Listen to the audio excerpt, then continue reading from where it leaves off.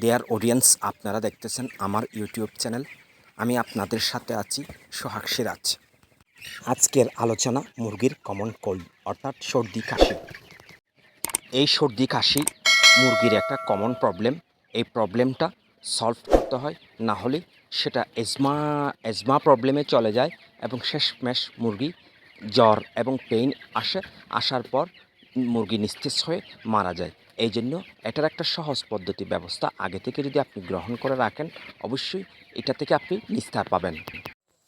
সর্বপ্রথম যে পদক্ষেপটা আপনাকে নিতে হবে সেটা হলো আপনার লিটারটা ঝুরঝুরে রাখতে হবে, যাতে ওখান থেকে অ্যামোনিয়া গ্যাস তৈরি না হয়।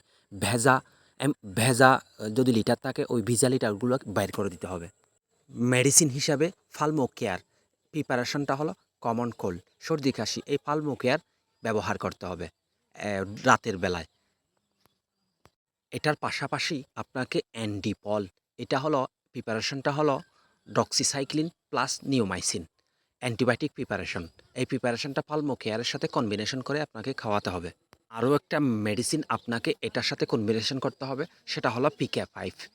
এটা হলো জ্বর এবং ব্যথানাশক। PK5 এটা, এই তিনটা ওষুধ যদি আপনি 3 দিন খাওয়াতে পারেন, আপনার মুরগি অবশ্যই সর্দি কাশি থেকে কাশি চলে যাবে।